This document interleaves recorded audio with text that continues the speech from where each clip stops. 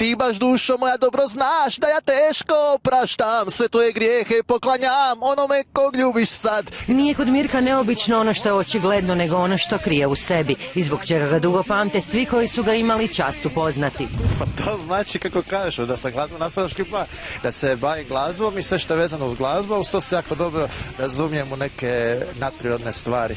Rođen s nekoliko centimetara premalo, Mirko je još kao dječak prošao torturu kako bi se barem malo produžio. Imao sam sve zajedno oko 25 operacija. Najprije sam produljivao otkoljenice, onda sam išao na pauzu doma i onda sam se ponovo vratio operirati natkoljenice. Svoju najveću strast, glazbu, Mirko je, kako kaže, uvijek dijelio s drugima. Još kao srednjoškolac pisao je za kultne glazbene časopise. Kasnije se bacio na stvaralaštvo, pa je sada ponosan na svoje Eurodance i metal hitove. Mnogima nespojivo, ali Mirku itekako logično. Zašto voli me sve kad znam da nema te? Eurodance je zapravo koji metal, ima iste note.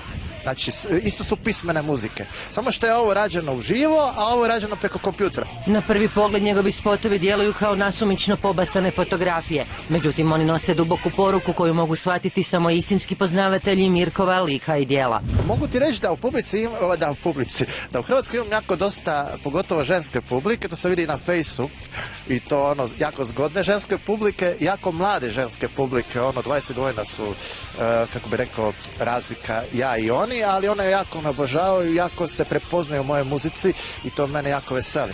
Ovaj osebujni glazbenik baš nigdje ne prolazi neprimjećen. Čak se slikavaju, čak neki put ne daju mira, kad je, ne znam kamo, stani, mogu ti nešto zamoliti, a kažem šta? Daj da se slikamo, kažem, ajde, okej, mislim, lijepo je to, mislim, imponira. Mirko fanatični obožavatelj je i zagrebački novinar Zvonko Alać.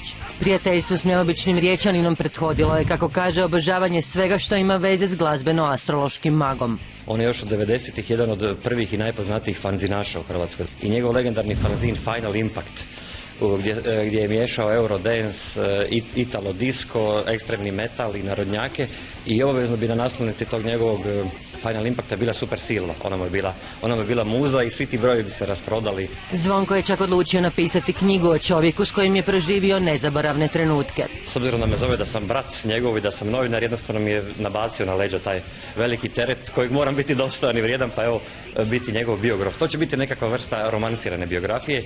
I što god vam se činilo od naizgled ludo i nemoguće, vjerujte da se to doista dogodilo. U knjizi će Zvonko opisati Mirkov doprinos umjetničkom stvaralaštvu Siniše Vuce i Ivane Brkića, pozabavit će se Mirkovim kultnim statusom među ženama. Pa trenutno ja sam, kako se kaže, vjeran svojoj curi, Emi, koja je najčešće u mojim spotovima, i ona dovoljno zna, mada je ona jako ljubomorna, ponekad zna biti, jer ako si primijetila, nije stvar da me cure vole, nego mene vole ultra zgodne cure, cure kakve ne mogu imati oni koji hoće počasti sa cugom, to ti je to. Osim što je veliki glazbenik i srcelomac, Mirko je i vidovnjak koji je svojim savjetima pomogao brojnim hrvatskim i srpskim estradnjacima. Na koji ti način možeš nešto više pročitati o ljudima? Da li ga trebaš osobno upoznati ili je dovoljno da imaš samo njihove podatke? Samo datum mjesec godina. Kao što na blagajni trebaš bar kod da učita cijenu, inače nema šanse da ti prođe. I što onda možeš znati o toj osobi? Sve, apsolutno. Kopanje po tuđim životima svega više zamara, ali s nama je ipak pristao provjeriti u budućnost poznatih. Hoće li Nadan Vidošević završiti trajno u zatvoru? Hoće li biti osuđen za ovo sve za što ga se tereti, odnosno sumnjiči? Hoće, ali će brzo izići iz zatvora. I to spontano. Sanader će do 2020. biti u zatvoru, dobit će pomilovanje. Jelena Rozga i njena ljubavna priča, što možeš vidjeti oko toga? Oženit će se. Biće super. Njezina je definitivno vladavina i bit će super to. Sve pet. I bit će dobra mama.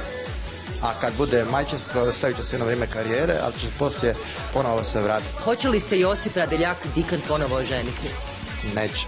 To što se trenutno događa na hrvatskoj političkoj i estradnoj sceni Mirka previše ne zanima, jer njega kao vjernog obožavatelja Siniša Vuce najviše brine što mu je, kako kaže, idol u stvaralačkoj krizi. A zadovoljilo bi ga samo kad bi netko prepoznao umjetnost koja nastaje u radionici kultnog glazbeno-astrološkog maga.